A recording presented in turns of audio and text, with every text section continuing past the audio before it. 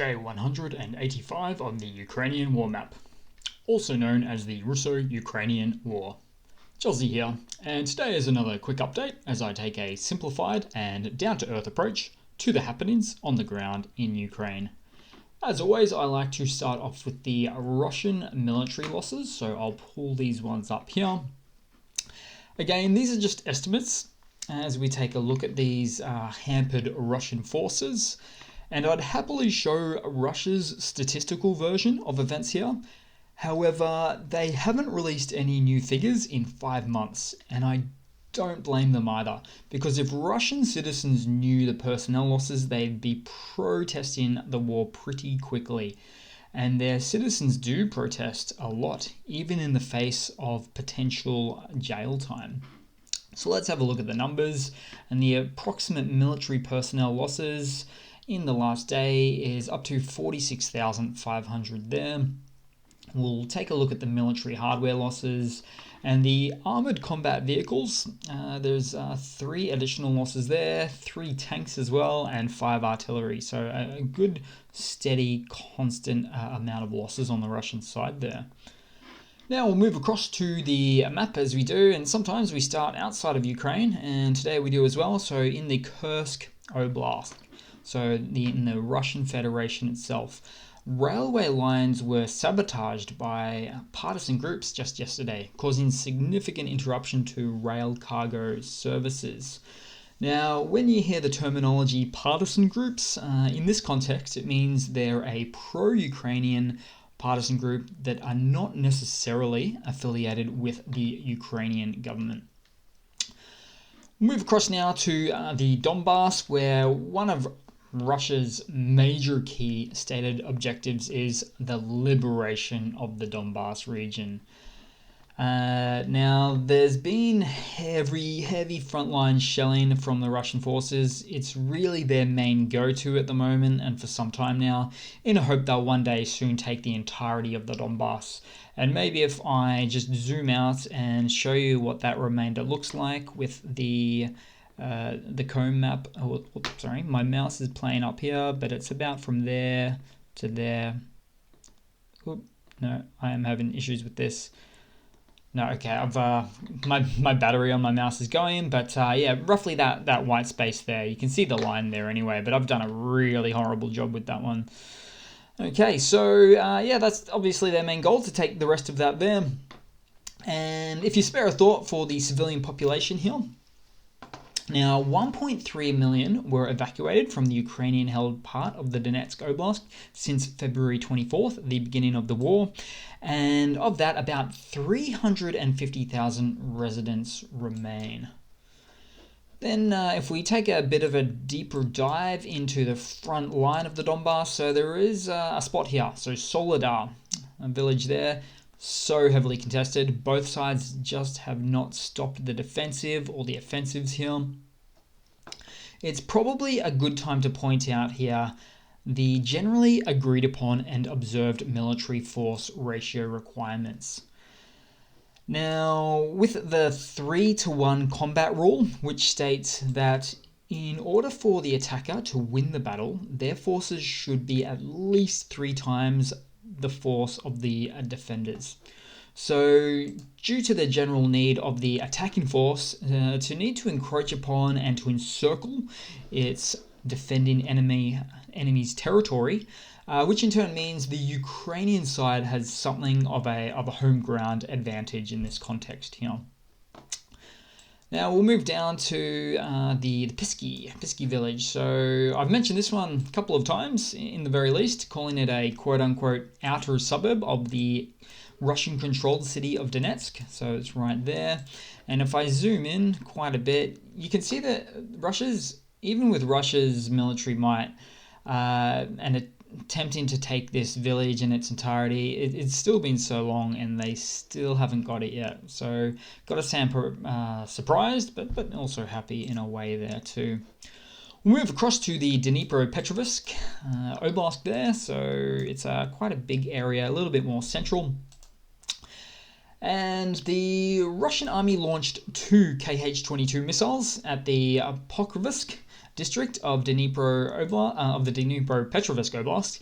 Now, these are older Soviet-era missiles produced in 1962, it turns out. Actually designed as anti-ship missiles, so Russia is clearly digging into some of their own legacy or ancient stockpiles to attempt to get the job done that they want. Moving across to the Zaporizhia region, so right there, 2/3 occupied by Russia. So the Ukrainian military conducted missile strikes at Russian bases in Chernivka and Tokmak. So if we zoom in, we will see it here. So there's Tokmak and Chernivka right there. So the Occupig and the tent.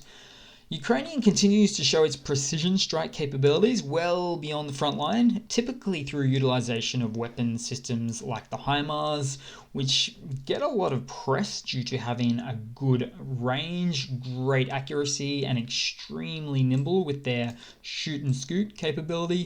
But there's also the M270 multiple launch rocket systems, and both systems of which use varying missile types. One missile of which is the super long-range ATACMS missile, which is speculated to be provided already by the US and potentially commencing service soon or already with the Ukrainian military. Further in the Zaporizhian Oblast, so there was an occupation authorities official killed in an explosion of a car in Berdyansk.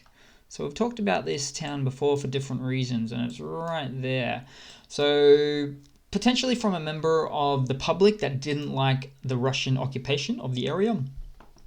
Now, I don't condone unofficial partisan violence, but Alexander Kolesnikov, who died, was the Russian-appointed puppet leader in this attack, which is going to make other Russian-appointed puppet leaders throughout the area, in any Russian-controlled area at the moment, to uncomfortably watch their backs 24/7 now. Now, we'll move across to Kherson.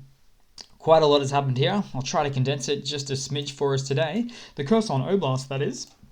So there were explosions at the Antonivsky Bridge, and I'll zoom in there. And Chornobevka, the airfield, and I'll show you that in a moment. But now, with regards to the Antonivsky Bridge, this is nothing new. It's a supply line that Russia wants to rebuild and reactivate, I guess you could say, and get working for all their supply line needs. But it just keeps getting hit by the Ukrainians by use of the HIMARS systems. Right next to it, of course, is a makeshift pontoon bridge created by the Russian forces, which extends 50% across the river now in its creation. So I would bet that right at the point where it gets completed, a HIMARS will take it out. And the Ukrainian military also struck concentrations of Russian equipment and personnel in Novopetrivka. So this is on the top of the north bank of the Russian offensive, right over there. But also in this region, the Ukrainian military hit a Russian air defense facility, which included multiple Russian troop losses, and destroyed 3 Gyatsint self-propelled guns.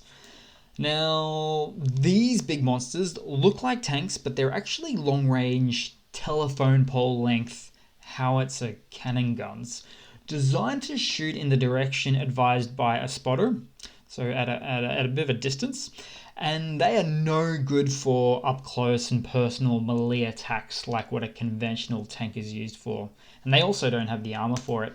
Of course, you can see the railings that look like a tank, so the tracks, but this is just to help them traverse terrain. And we'll move across to Crimea now, getting a lot of press here. So the Russian military continue to deploy additional resources to the Crimean Bridge, also known as the Kerch Bridge. Now, maybe they saw the HIMARS on the pool floaty video recently. And to add to that, eyewitnesses report Russia moving heavy military equipment into Crimea through the use of road trains. So, of course, this bridge right there connects Russia to the Russian-occupied Crimean Peninsula. Very important supply line for the Russian forces. Now I'll move across just quickly to some of the news. So Lithuania is to purchase 37 kamikaze drones for Ukraine. So that's nice to see there. It's costing them about €1 million in total. Moving on, meanwhile, Russian citizens continue to circumvent sanctions as they flock to Belarus to obtain bank cards and goods no longer available in Russia. Belarus, a supporter of Russia's war in Ukraine, has already started to receive a whole bunch of economic sanctions on them, just as Russia has. And we can only expect these sanctions to grow given situations like these. In a related story, Belarus has received a recent contract to repair Russian fighter jets, in particular the MiG-29. Analysts suggest that the agreement may be an attempt to bypass Western sanctions, as Russia attempts to leverage themselves with a lesser sanctioned country that is, their friend.